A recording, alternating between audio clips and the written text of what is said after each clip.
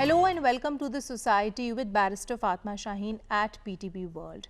According to statistics, 1 in every 9 women in Pakistan unfortunately falls prey to breast cancer. Having said that, Pakistan is that one country which unfortunately has the highest rate of incidence of breast cancer in South Asia. Despite this, a lot of Pakistani women are uncomfortable. They are shy when it comes to talking about the disease per se. Why is early detection the key to prevention of this disease? What are the various social, cultural as well as structural barriers that do exist which inhibit women in accessing the healthcare system in Pakistan, and what all can be done in order to overcome the same? This and much more we are going to be talking about in our today's show. We'll also be shedding light on the fact that what all has this government, what all is the media currently doing when it comes to educating people, masses, men and women alike about breast cancer in our society today. And to do that, let me introduce you to my today's panel. My first panelist for the show today is Zurka Anis, who herself is a breast cancer survivor. Assalamu alaikum ji and welcome to the show. And my second panelist for the show today is Dr. Huma Majid Khan, who is a general surgeon alongside being a consultant breast surgeon too. Assalamu alaikum ji and welcome to the show. Thank you. You're most welcome. And my third panelist is Ms. Sara Shahid, who is the family member of a deceased breast cancer patient. Assalamu alaikum ji and welcome to the show. Now, before we get into the conversation and start the debate on today's topic, let's have a look at this brief report. Awareness surrounding breast cancer is incredibly important, as early detection, often thorough screening, can catch the disease when it is most treatable. According to some research, patients are experiencing better outcomes as a result of early diagnosis, state-of-the-art treatment options, and less extensive surgery. Samina Alvi, who's leading an extensive awareness campaign throughout the month of October, urged upon women to remain wary and consult doctor for clinical examination. In 2020, there were 2.3 million women diagnosed with breast cancer globally. As far as Pakistan is concerned, around 36,000 cases among women were reported in 2020, out of which 13,000 women died. 1 in every 9 women in Pakistan is likely to suffer in her lifetime. Breast cancer continues to be the highest reported malignancy at Shaukat Khanum Memorial Cancer Hospital and Research Centres. Over the past 2 decades, SKMT has organized a number of awareness activities and has fought breast cancer on multiple fronts, including education, training of healthcare professionals, research and state-of-the-art treatment facilities for all patients. Irrespective of their ability to pay, Shaukat Khanum Memorial Trust is expanding its services to be able to provide treatment to more cancer patients.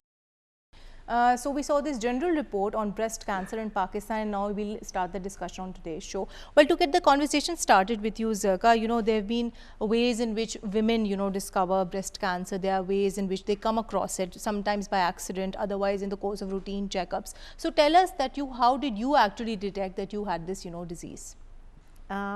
With me, it happened in a way that a friend of mine had told me years ago to do self-examination, and I used to do that regularly. And one day I got a bit of pain in my breast, and that's when I wanted to get it checked. Initially, I took it a bit lightly, and when I felt the nodule, I then called one of my friends who was a breast cancer survivor. And she said that, it's better that I get it checked with a doctor rather than, because I actually thought I had hurt myself or something. So then I called up the doctor for an appointment. I went to her, and actually I went with an open mind. I didn't think that I was going to have cancer at all. And when I went because so many lumps, so to speak, they are benign too, and it's a common occurrence. Generally. People have those issues too. Yeah, and actually sometimes, when you're working, you're not really paying attention and you can get hurt or something. So I took it pretty lightly that way. So when I went to the doctor, she was the one who said that I should go for a proper ultrasound and get, and after the ultrasound, she insisted that I go for a biopsy. And I said, okay, fine, let's do that. And after the biopsy, it was confirmed that I did have a malignant tumor. And this was stage 2, and you were diagnosed at the age of 52. 52. So to speak. Yes. So what was your reaction? Because I know a lot of people, the first time that they've been told, they really panic and they think that, oh my God, this is the end, which I think is in a way very natural, because a lot of people, wrongly or rightly so, do associate death with it Yes. straight away. But then there are those people like yourself too who've emerged out strong and who think that, you know, of course there's life after. Your life just doesn't change in that one blink of an eye. So which category did you fall in, and, you know, how did you tackle with it? When I found out about it, one, I was told, when I was told by the doctor that it was positive and the tumor was malignant, she assured me that, you know, they'll take care of me. That, I think I needed that reassurance at that time, because obviously you don't really know that much Of about course. cancer unless you have gone through it or your family member has gone through But it. I still think that you were very different that way, because, you know, a lot of people I know, and I think women, at least from the rural areas on which Dr. Sahiba would also be able to comment, the minute that they are told this, you know, they would really panic that way. Firstly, because they wouldn't understand the nature of the disease itself, and then of course so much else that comes with it, which takes me to you, Dr. Sahiba. I think you've had the benefit of, you know, practically dealing with so many women practically over a course of time. So what are the trends that you see of, you know, breast cancer as it does manifest in the Pakistani society today? Obviously, the trend is on the rise in younger women, and that can be multifactorial. So awareness is there, I must say, because institutions have started working on it for many, many years. And there is one name worth mentioning, which is Pink Ribbon Pakistan, Right. when they started. And then a lot of people joined in. And now October is celebrated, you know, all over Exactly. the world and in Pakistan too. And recently, like Mrs. Samina Alvi, she also took interest in it. And then they Just started recently, Madam, the Honorable she's- Chief Justice exactly. of Pakistan inaugurated Exactly. the breast And, cancer hospital too. Yeah, and she was like, it's a good initiative that now the ringtone of the phone is in this month. It also happened last year, but then COVID came in. And but this month, when you call somebody, then you have an awareness Exactly. thing. So there is awareness, and a lot of women, because of the social media, everybody has a phone, Of right? course. And a lot of people, even in villages and things, they have access. So a lot of women are becoming aware. But still, unfortunately, the number is not very high. Right. Young, yes. Why? For two reasons. One is that we have a definite peak in the early 30s. And the second reason is that in Pakistan, we don't have much geriatric population, remember that. Right. So most of our people are between the ages of 15 and 65. And if we compare that with the Western world, a lot of people live up to, you know, like in their 80s, and like in UK, the life expectancy is in early 80s now, or if not late 70s. So if you look at that, then yes, we have younger women. That is our population, and we have a peak in Women 30s. aside, Madam, and also the peak that you're just mentioning, Yeah. I was going over this report by the International Journal of Cancer, which suggested that Pakistani women are more prone to getting more aggressive forms of cancer. So that is like another kind of a finding. Do you agree with that? Yeah, because the younger women, when they are affected, usually the cancer is aggressive. You have to understand, when we talk about cancer, we don't use the word cure. Usually we say remission. Right. And but the person can stay in remission forever and die of something else, right? Right. So, but if you have like a 30-year-old with a cancer, you are thinking that her life expectancy, say in Pakistan, is 62 years, say. So you want her to live for another 32 years, as opposed to somebody who's 65. They have lived most of their natural life. Right. So obviously, as she has to live longer, the chances of cancer coming back are more. Recurring. And the second thing which is important is that younger women have particular types of cancers which are more aggressive. And I think for younger women, I think something which we were earlier discussing as well, that, you know, the lifestyle changes, the kind of diets we have now, and, you know, I think that falling out from the more healthy and organic lifestyle, I think that is in itself a contributory factor to which I'll come. But coming to you, I think it's very important that we have your narrative on this as well, you know, as a daughter of somebody who couldn't unfortunately make it. But so tell us, you know, we always talk about from the survivor's narrative that, you know, how it of course directly affects the survivor or the patient, so to speak. But I feel that this discussion is incomplete if we don't talk about how the family members of the cancer patient are affected. So tell us from your real life account that way. So I'd like to start by saying that my mother, Beena Chaudhary, is a legend. She got her first cancer at the age of 42. It was Hodgkin's lymphoma. She fought that. Then by the age of 59, it was breast cancer, and they had to do a mastectomy. They had to remove her lymph nodes. She had to go through 8 chemos. She had to go through Herceptin afterwards. It was her 60th birthday while all of this happened. We celebrated her life. But post breast cancer, she decided to live like there was no tomorrow. And she decided to make it her mission to help as many people across the world. It didn't matter where you were. She heard about anyone who had cancer. And that's very rightly put by yourself. But in this regard, I would also want you to, talk about your experience as a family member of I'll dealing with tell her. you what it is. When Ammi's first cancer happened, I was in college. We were all much younger. My sister had just gotten married. She was so young. My understanding of the disease was also less. I guess, as you grow older, you understand better. Right. So I was just going through college, and Ammi used to say things to me like, things that I took for granted all my life, I've understood now. That, your taste, your teardrops, your, every sense that you have, you must have gratitude for it, because once you go through this disease, your flavors are gone, your teardrops see may death be so gone. closely. And I saw the whole process of her when breast cancer happened, her losing her hair.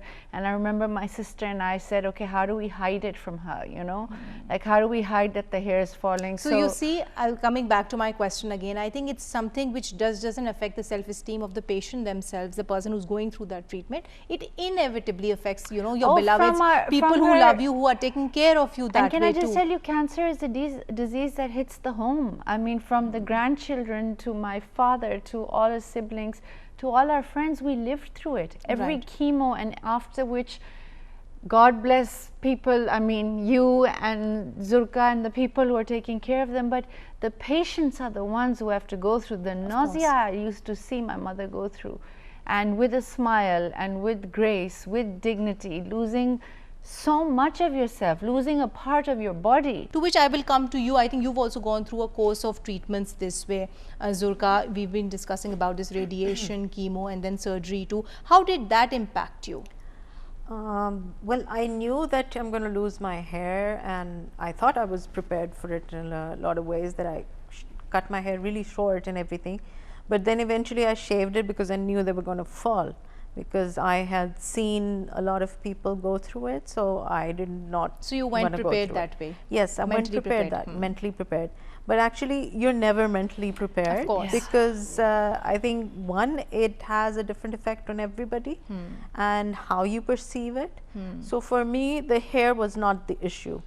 But I think the weakening aspect, and since I was always a bit health conscious, and I was was used to going to the gym and keeping myself fit. So for me, the routine disturbance was a greater issue. Yes, that. So I think in that way, maybe it took more of a psychological toll on you, as opposed to maybe, her, or for that matter, her deceased mom that way. Because like you both said collectively, and something which I would also agree with both of you, that it reflects on people differently. It does. Two people can, have the same treatment, but they can, have different results, and they can have the different psychological effects too that way. But did it affect your family relationships? Because I have had women, I've had the benefit of seeing women who have been, victims of breast cancer, and, sometimes their husbands have walked out, other times their other relationships have fallen apart. So did it affect your family relationships?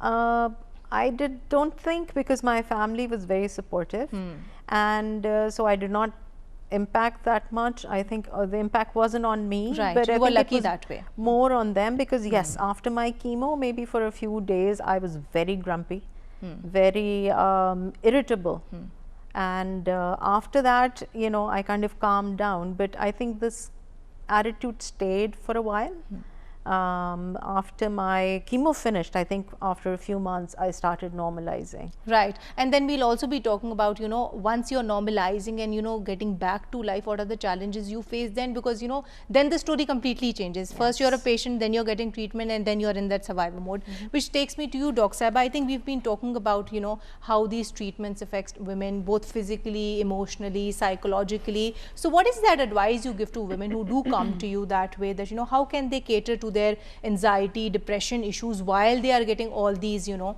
cancer treatments?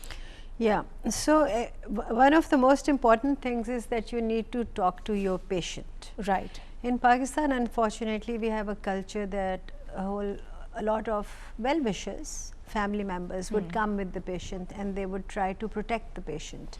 And I get that request that please don't speak to the patient, tell us about it, which is not the right thing. Neither legally, professionally, from any point of view, because it is her life and it her is the right body. to know. And then if the patient is aware of, like Zurka said, that if you are aware of what's going to happen, you are mentally prepared for it. You cope better. Although I would slightly beg to differ on that, madam. There have been people, I've, you know, known them personally, who have said to me that, you know, I wish my doctor hadn't been so straightforward with me. She hadn't been so blunt, because, you know, knowing the disturbing details, especially when you are at an advanced stage, that in itself also really shatters you. But that's like the problem lies with the counseling technique. Right. So as doctors, especially in Pakistan, people are not trained to counsel very well. That is another issue which we must talk about. Another so issue. What is your typical way of, you know, telling your patient that, you know, they unfortunately so do have cancer? We have a dilemma. Mostly the women who are lucky to come early, it becomes difficult to convince them that they need chemotherapy, because then they say, oh, but we'd lose our hair, oh, but this will happen. They don't understand, because now at that particular stage they don't have any symptoms. The cancer is in the breast, nowhere else. So they are not really sure why do they need all that. So you have to tell them, well, the typical thing is that you have to tell them, give them the exact picture. I'm a surgeon, so I'm fortunate that I don't have to deal with advanced disease again and again. Either we can do something about it or not, or they go to the oncologist. But when you talk to them, you have to tell them exactly the truth. You have to remember, no matter what you say, and then you have to call them back one more time, that if they have any further questions, because when you break the news, it's like a bomb, right? Course. And they are not. A lot of people go numb, and you have to talk to the next of kin, somebody who's with them all the time, right. Not an uncle or an aunt who's going to disappear after. I think that would be a very subjective decision, madam, because you would need to see the circumstances of that particular patient, you know, what kind of education they have, whether they understand what you're saying or not. No, absolutely not. Okay. It is the patient's right to know whether she is educated, uneducated, whatever social class. That person has to be counseled with the patient. So there is full and frank disclosure both to the patient as well as to the family member. You wanted to add something to this? Every time Ammi was told, it was a absolute bombshell, like you say. I don't think there's any news that traumatizes you more. Of course. But the incredible part was how Ammi used to first fear it and break down. Within 24 hours, she was ready and up and ready to fight. And she fought till November, this last November 2020. Hodgkin's, breast cancer, lymphoma. And she did travel abroad as well, because you were telling me that some of her treatment she got traveled, it here and some abroad. Some of it was in Shaukat Khanum and a lot of it was in Switzerland, because we grew up in Switzerland. Biopsies were done here. I think our biopsy, our technical doctors, I mean the way that it was taken care of was incredible, because in a place like Switzerland they couldn't figure it out. But post-care, operations, chemo, all of that was done there. But the diagnosis was here in Pakistan. Diagnosis was here. Lymphoma was diagnosed in Switzerland. But you know, my mother was one of those who really, really had the will to live. So I think, like you say, this, which is why you were telling me that the first time that she got diagnosed, she was 42, and then she lived up to, mashallah, 70. Yes, which and was with 3 with cancers 3 every 10 cancers, years, and it they is would something, come back. of course, Yeah. which just takes a toll on your And very she health. would say to people, the one advice that Ammi would say, there would be ladies who she did a lot of workshops, a lot of awareness workshops. She would go to people's homes if she needed to. She would even make them juices and say, aap ye piye, do this, do that. Ammi used to always say that it's here. You have to fight it with your mind. You can't give up. There would be ladies who'd said our life is over, you know, and Ammi, you would sit there and say, look Exactly at me. the category of ladies that I was earlier mentioning during the Yes. show. Zirka, I think she's very rightly pointed out all that, you know, her mother did to create awareness, which in itself is, of course, very noble and unmatched, because we don't see women like that.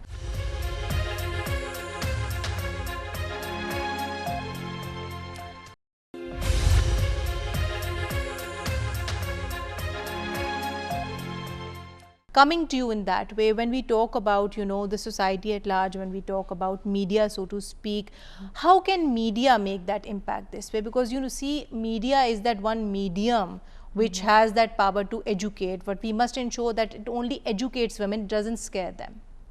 I think basically what comes to my mind is probably the media should, while you're giving awareness, probably, you know, you guys should make some dramas or something where it should be portrayed in a way which is more realistic and more positive and Hopeful. people, yeah, it has to be hopeful, because you see, eventually it, like Sara said, it is a mind game basically, you know, and if the more positive you are, because that's exactly what I was told by my doctor, and that is exactly what I was told with all the people that I knew. But that's exactly what you did yourself, because a lot of people, despite being told, they don't follow the doctor instructions, or, you know, instructions of those who are there to care for them. So I think the credit first and foremost does go to the survivor themselves, and of course then other people around them who are there to guide them and who are there to, you know, look after them. But in this regard, madam, we see that, you know, of course media does have that important role in so many other things, and it has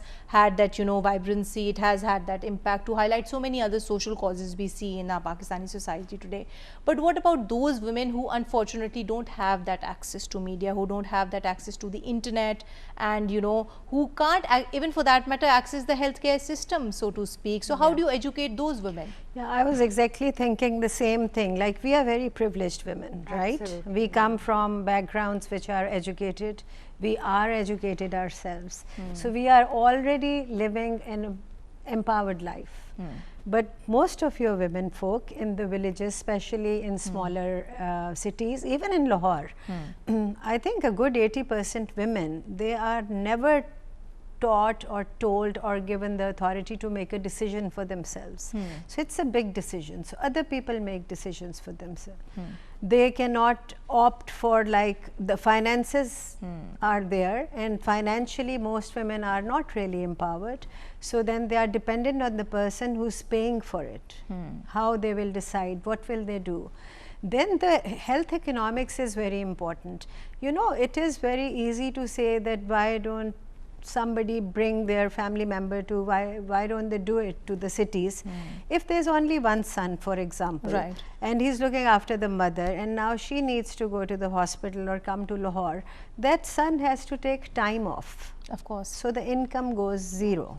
So it's not just that it's just the health, it's the economics and the transportation, and I think there's so a many lot more angles to it, linked the social angle, the economic angle, the infrastructure angle, the system angle, and the so media, to speak. I think the next step is that we have to educate our men. Right, I was about to come to that. Because They are the ones who need to women understand are the suffering dependent on men to make of a women. decision, and they don't know. Even nowadays, like in breast cancer awareness sessions, a lot of girls are brought in, which is very good. They need to know firsthand, definite.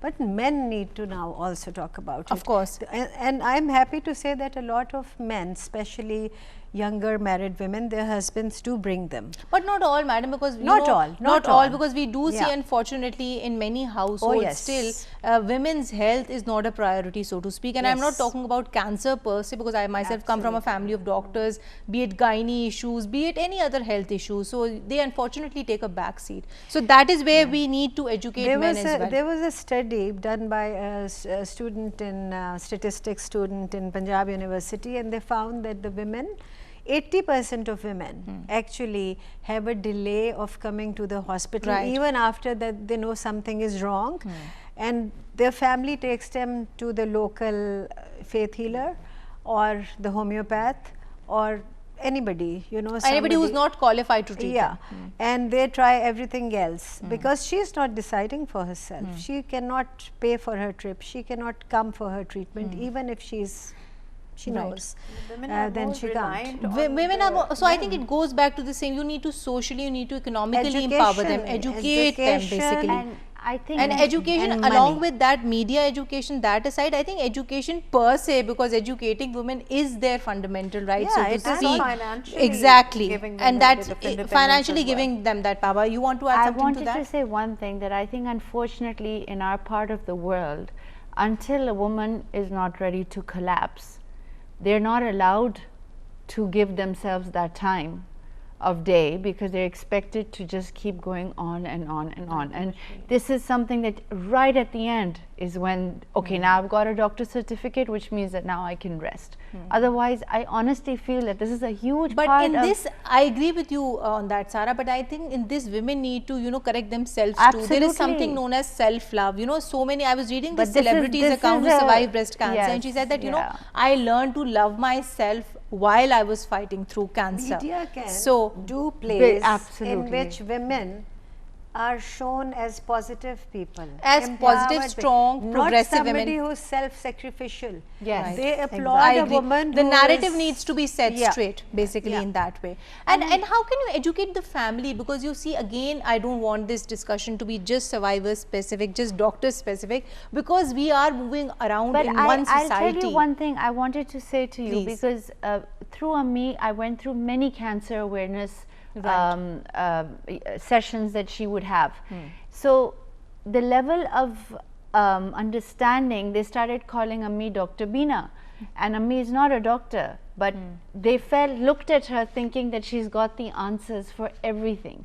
The problem is our doctors in certain hospitals don't have more than 5 minutes to give to the patient. Which is why I exactly posed this question to madam, that, you know, what is the news breaking protocol? And then she explained at length that, you know, you are one of those compassionate, one of those kind doctors who gives that space to their, you know, patients. And you've also been working on that, Yes, basically. we've been working on that. We've been helping on that, giving them that moral that life is not like That it's life not doesn't the end end of after life. cancer, of course. However, one thing that I used to find fascinating to me, which I must share with you, is that here I was, because we were so aware of cancer, so aware of what was going to happen. Then there were families who would come from the mountain areas, clueless. They just came because they're getting free treatment, and cancer treatments are very expensive. Children are being taken care of, wife is being taken care of, they're getting a good meal, a good place to stay, and the smile on their faces. I would be crying, they would be smiling. So at the end of the day, I think it goes back to what you were earlier saying, that, you know, it's the mindset that you have. But I the feel mindset like with in a which you way, approach it. ignorance perhaps, because the Is more we bliss. knew, the more, and for them, just the fact that Are they you were taken conflicted care- between what, you know, is ignorance bliss or is knowledge power? But you know, I would know, absolutely, I don't say it that way, but what I'm trying to say to you is that when I would go through patients' rooms and we would give gifts, I would know a patient's background immediately by the person taking care of them and their expression. I do feel is because we live in a country like Pakistan, and I'm not talking about Switzerland here, I'm talking about Pakistan and what my experience here Right. is. Ami and this lady who we didn't speak the same language, she had come from the mountains. She and Ami had same appointments, same time. She became my best friend, and it was a bond that was created through cancer. And our bond with all of these people, she left for the mountains, but what I'm saying is that these are people Ami was on one bed, she was on one bed. Cancer basically, It didn't- in a way, united just all of you that united way. all basically. of us. It I think was- your narrative on this would be very important. We also need to talk about, you know, why it is important for survivors like yourself to be in the limelight and for them to be projected and, you know, openly talk about their experiences so as to motivate other more women, you know, to come forward and talk about the same. So what do you have to say about that? I think the more women who would come and positively talk about it, it would probably, people when they hear about it and learn about it, I think it wouldn't scare them that much. I mean, I personally believe you're going to die anyway. People die with. But nobody wants to have such a painful death, Zarqa. I know, true. But you see, why do you, you know, kind of foresee things for yourself? I mean, you Don't presume. Yes, don't presume things, you know. I mean, fine, the treatment is horrible, as I always say it.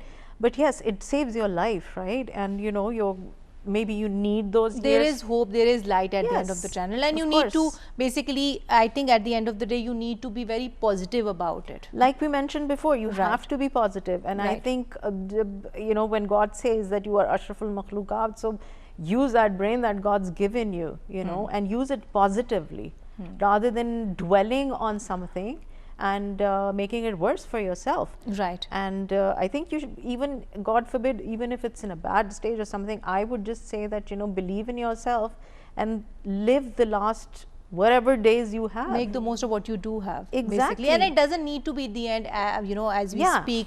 There are so True. many women who, if timely detected, can, of course, you know, successfully pull through, like yourself, that way. But I think one thing we need to address, and we must draw on from you as a, you know, mashallah, successful breast cancer survivor, is the challenges that you face when it comes to reintegrating back into the society. You know, you were diagnosed with the disease, you got the treatment, and now you're getting back into the society. So what are the challenges that you face? One of the challenges that I initially faced was when I lost my hair, and yes, I wore the scarf initially.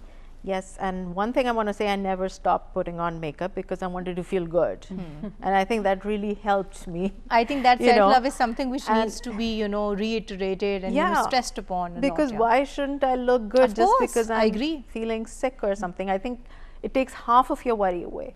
And then when I got a bit of hair, I actually, and it was summers, you know how bad our summers are. I actually wanted to go out like that, you know. But knowing what, you know, I would face publicly, you know, or maybe the skeptic or So that was something like kind of a social, or maybe something related to your mind. But I think for me, maybe if some people I generally know who have survived breast cancer, I think for them more of a challenge has been, you know, going back to work. Maybe they can't work with the same, you know, focus, with the same energy, the same strength they used to work before. But I think that again is something that would of course differ from patient to person, from woman to woman, that way, depending on the circumstances. But did you go back to work immediately, or was there some kind of a break in between? I was working Right. during my chemotherapy as well, but as it proceeded, I kind of felt a little weak. I mean, weaker and weaker. So then I kind of started, you know, maneuvering or doing my work in a little different way. But end of the day, you do feel weak. Obviously, it's a very strong treatment that you go through, but you do regain your strength back. It might you take know. time, but it comes Yes, back at the end of it the day. does. And like I think something which you earlier said, you need to keep your positive spirit. You need to be strong about it. Yes. Dr. Sabha, coming to you, we see that this government has been, you know, vocal about raising breast cancer awareness. We've seen the president himself and then his wife as well, Begum Samina Ali Saiba, talk about this cause, and then the government buildings going all pink, and then celebrating October as the awareness month, which also includes me as a PTV anchor wearing this badge lovely. to show our solidarity for the cause, which is commendable in its own right. But generally, you know, what more do you feel can be done on the state's part? So, okay, so now what we have is when you impart awareness, then people will become aware and they will come for services. So now where are the services? So we have to foresee that, we have to plan it. We know that we have a huge burden of breast cancer, and the population is rapidly increasing. We have only urban centers, we don't have facilities on district levels of breast surgeons. So though now it is more of a provincial government domain, national government center is probably working with the National Institute of Health, and they are trying to set up a lab to build molecular, you know, treatment, and all that will be a part of it. Then you have this ringtone initiative, which I think is tremendous, because all the men will also listen to Exactly. it, and everybody will listen to it, or at least for a moment they will say, even if they get fed up, they will Right. think think about it. No, it's there in your face every Yeah. time you're calling somebody who hear that ringtone. I think it's a very intelligent move Yeah. actually. And then society, we have like this, there are a few other things which are positive. So College of Physicians and Surgeons of Pakistan a couple of years ago, finally they addressed the issue that this is a huge problem and we don't have trained breast surgeons. So they, after the general surgery exam, they have started another training, further training, specialized for breast surgery, and there are centers for that. So I hope that there will be more women, some men as well, who will be breast surgeons in future. Now the numbers are more. Right, and we need to have more women that way. I think that's a very valid point that you raised. And you then put them in the district hospitals, Right. or at least the larger district. We have 132 districts in Pakistan, 36 in Punjab. So if you focus on the bigger districts, you can put them over there. You can have services of transportation for women who are brought in for chemotherapy Right. and radiation. From remote areas from especially. remote The district hospitals to the bigger centers. Exactly the point which we were earlier addressing, that how can we improve women's access to the healthcare Yes. system, and also madam, what about making the having local drugs in order to at least treat stage 1 type cancer, That's so that the everybody problem. can't go abroad for treatment. So the DRAP is, there are like a DRAP reform, which is the Drug Regulatory Authority, Right. which is happening soon, hopefully. But remember, this is all very expensive stuff, and we are like a resource limited country, and we have so many other health issues. They are working on it, but that I do not foresee that in near future. We need more centers, under one roof centers. Like this breast cancer hospital which has just we been need inaugurated. to improve the access. We have atomic energy hospitals, remember. They are like a huge asset to Pakistan. There's 17 or 18 all over Pakistan, and they provide chemotherapy and radiation therapy under one roof, free of cost to many, with the Zakat fund.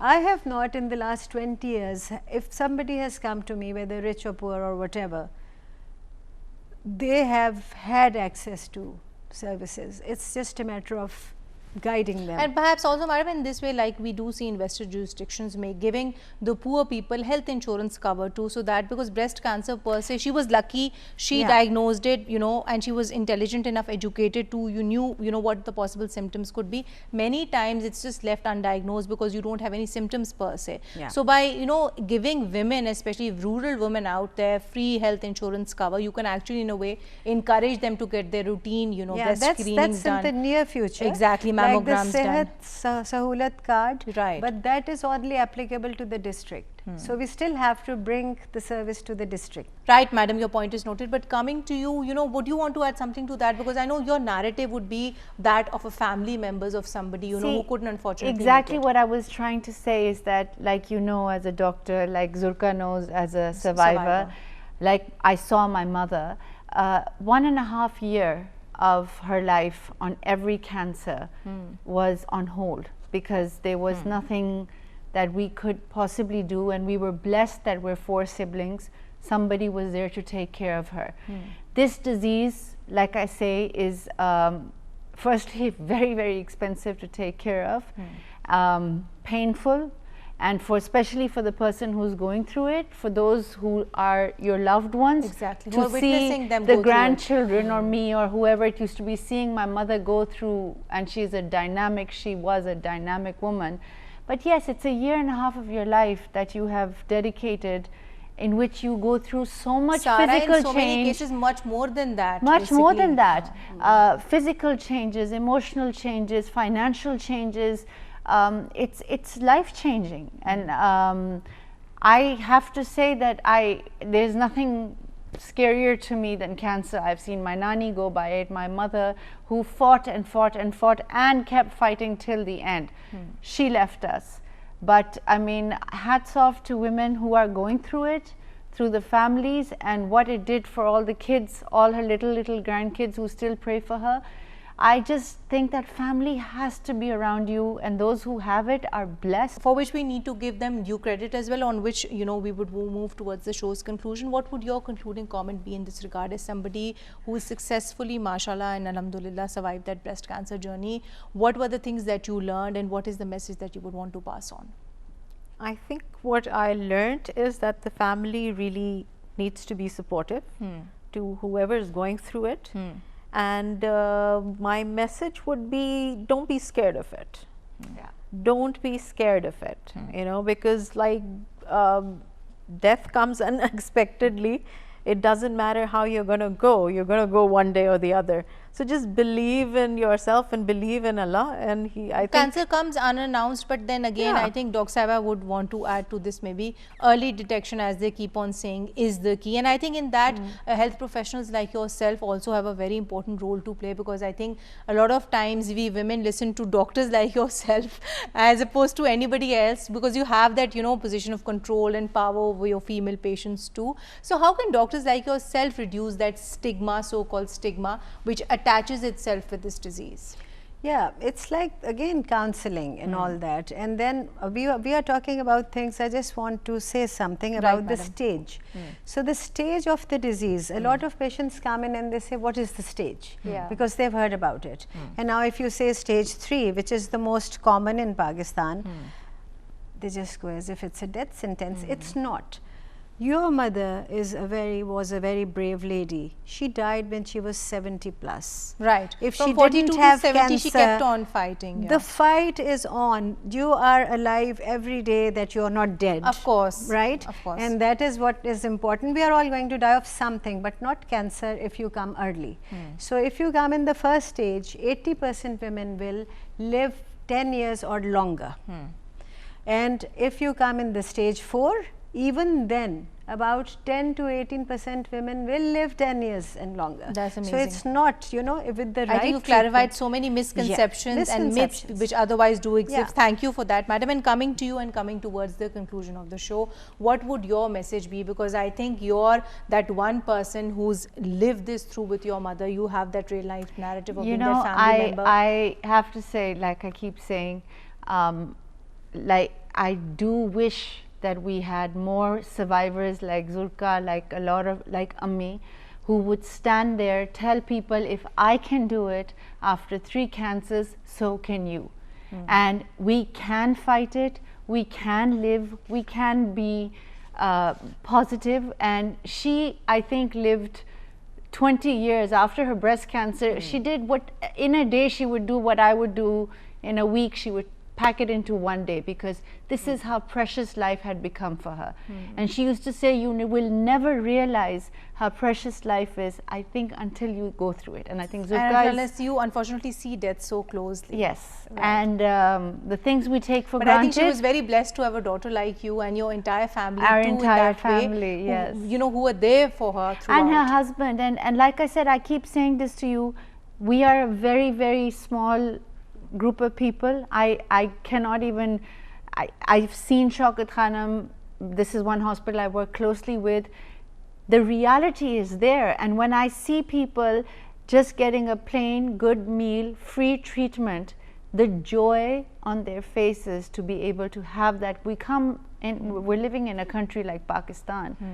You don't see that. I mean, you know, so what I'm saying is that I pray to God that Pakistan can give that facility to more people, that we have a more positive impact on people. Because what's the point, you know, of, you know, having all these experiences if you in turn can't motivate others? That's at least how I see it, basically. Absolutely. On which note, I would Yes. like to conclude today's show. Thank you so much, Zarqa. Thank you so much, Dr. Sahiba, and thank you so Thank much, you. Sarah, for being here with us today. Well, to conclude today's show, we generally spoke about, you know, breast cancer as it does exist in the Pakistani society. Today, we spoke about what all the government is doing in this regard. We also spoke about the need for media to educate women as well as men about it. What does need to be done is to educate young women about it as well, and women who are going to schools, who are going to colleges, because like one of my panelists very rightly mentioned, this is something which is now more common, especially amongst young girls and young women per se. Having said that, we also need to encourage women to seek immediate treatment. We need to encourage them to overcome the social, cultural as well as structural barriers which do exist as impediments in their access to healthcare in Pakistan. And at a very basic level, we need to inculcate this in their minds that cancer does not spare you. The only person who can save you is you. On that note, signing off for today. Until next time, take care and Allah Hafiz.